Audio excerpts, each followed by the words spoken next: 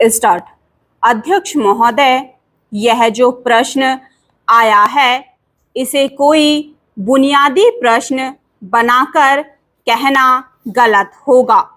जहाँ तक privy purse का ताल्लुक है, यह 5 करोड़ रुपए का सवाल है और जो कि हर साल के बाद जो प्रिंस मरते जाते हैं यह खत्म होती चली जाती है।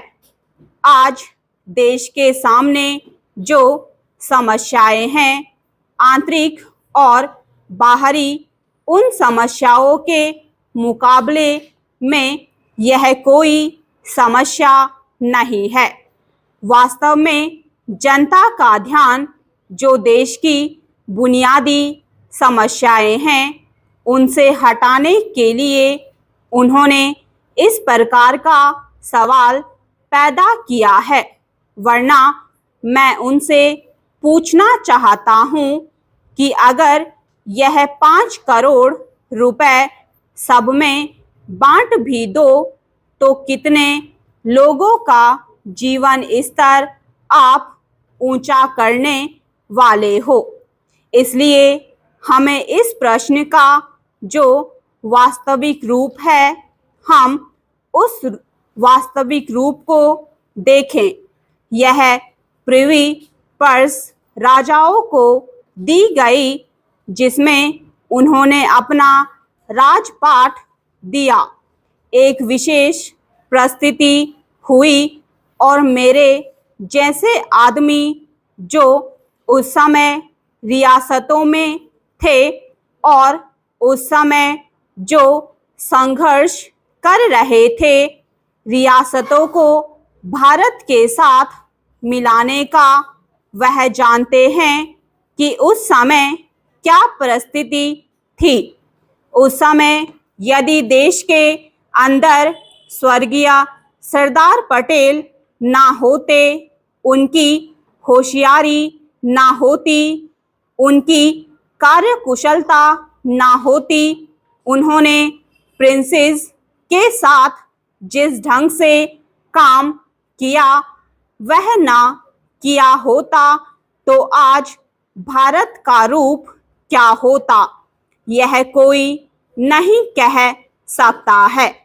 वास्तविकता यह है कि सरदार पटेल ने जो भारत को एक किया, आज जो लोग इस प्रकार की बातें कर रहे हैं वे लोग सरदार पटेल के काम को खत्म करना चाहते हैं और वह इस देश के टुकड़े करना चाहते हैं।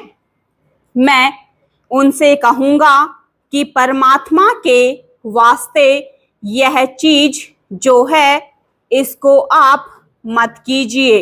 सवाल यह नहीं है कि वे राजा खराब हैं या आज के कांग्रेसी राजा अच्छे नहीं हैं। यह डेमोक्रेसी का भी सवाल है। जहाँ तक आम जनता का सवाल है, कोई बड़े से बड़े कांग्रेसी राजाओं के मुकाबले में पुराने राजाओं को पसंद करती है। आज हमारे सामने यह सवाल नहीं है, परंतु सवाल यह है कि आज लोकतंत्र के युग में जिसमें हम सबको समान अधिकार हैं, किसी को भी कोई विशेषाधिकार मिले यह अखरता है। विशेषाधिकार चाहे राजा के पास हों, मंत्रियों के पास हों या किसी और आदमी के पास हों, वे अखरते हैं। चेंज आम आदमी का प्रतिनिधि होने के नाते मैं किसी और आदमी का प्रतिनिधि नहीं हूँ। दूसरी पार्टियों में राजा होंगे लेकिन मेरी पार्टी में राजा या अमीर आदमी नहीं है। स्टॉप।